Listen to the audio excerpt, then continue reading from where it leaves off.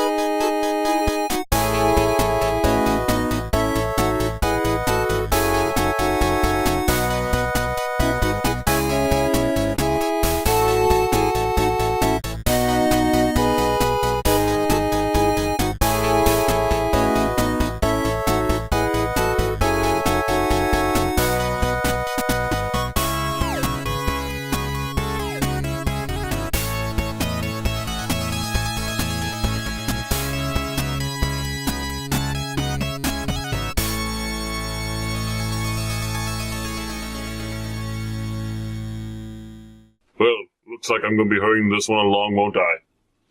Pretty much everyone knows that this one's a stink bomb. Unless, of course, you're doing it with a group of friends to make fun of it. So, let's hurry this along and maybe we'll have a decent one after this. So the thing to start off on is that this is not a normal Halloween movie. John Carpenter here had long decided after doing 2 that he had no clue what to do next with the franchise. To which he and Deborah Hill decided to go more of a night gallery feel with it, and come up with a new story to follow every movie based around Halloween. We will continue talking about the behind-the-scenes, however, later, as we must continue the plot first, but I need to give you the night gallery plan setup. The movie's intro is the slow development of a digital pumpkin for most likely TV, something that will give more time later on in the movie. After which we find an old man running. He's being chased by men in suits. One of them nearly gets him, but the old man makes another car very slowly roll to them and stop the guy by bumping into him. Damn, my minions in the shadows can take a hit better than these guys can. Well, we're just a bunch of minions. The old man gets away, but passes out at the gas station. He is taken to the hospital where he continues to carry on about how, quote-unquote, they will kill us all, while clutching onto a pumpkin mask. They don't take him seriously as he comes off as delusional. However, one of these suits shows up again at the hospital and quickly kills the old man by pinching his nose? Come on, old man, blow! I can see that booger! His skull is crushed, apparently, and the suit walks outside to set himself on fire, leaving nothing but questions in its wake. The daughter of the old man shows up, visiting from L.A., and starts snooping about, trying to figure out what had happened to her father.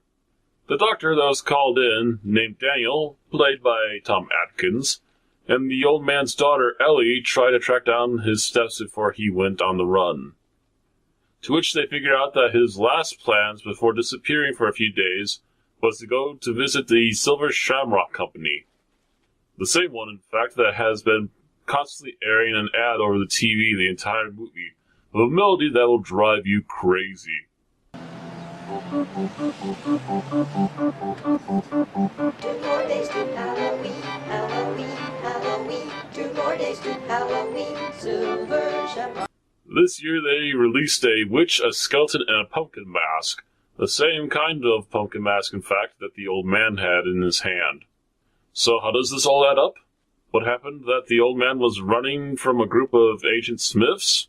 What does this have to do with masks? And Halloween?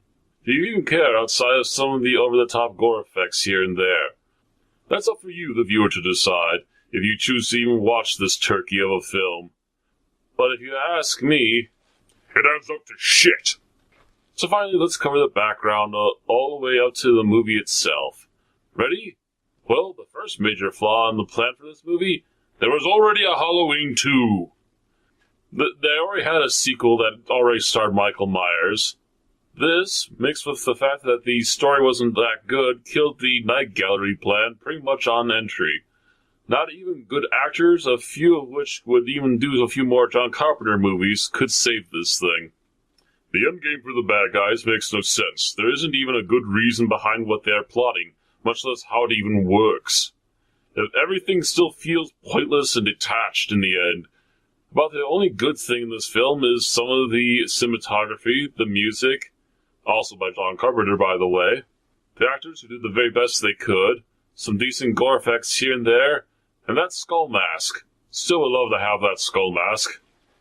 To be honest, we recently added it to our Amazon wish list. The mask is a damn good-looking one, all considering. I've seen many skull masks in my time, and I have to say that's probably one of the better ones. That and probably a blade or torch puppet master prop would be amongst the top 3 props we would like to have for the show, in fact. Seriously though, after the 50-minute mark, the movie officially starts to jump the shark, and makes not a lick of sense. Especially the whole wanting to bring back the supposedly murderous origins of Halloween.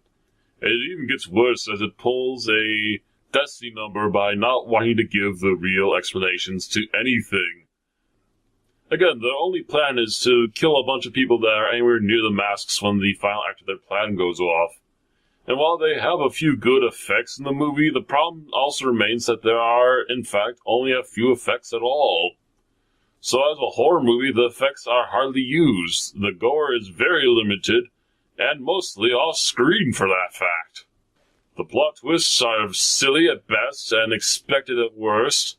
It's very easy to understand that the last act was at least apparently either rushed or simply mishandled.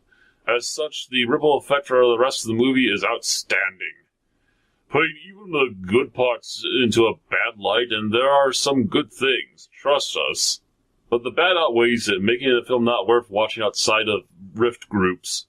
Also, the fact that this turned out so poorly that they gave up on the franchise until Mustafa Akkad, one of the original producers of the franchise, bought the rights back from John Carpenter and Deborah Hill, who sold them off willingly. So this is why...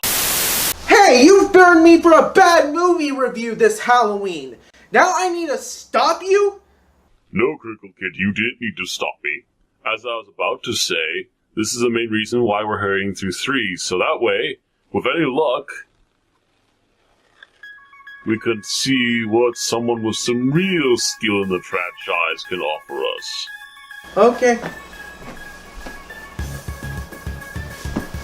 Wait a minute! You said we? Oh yes, I guess I did. Didn't I?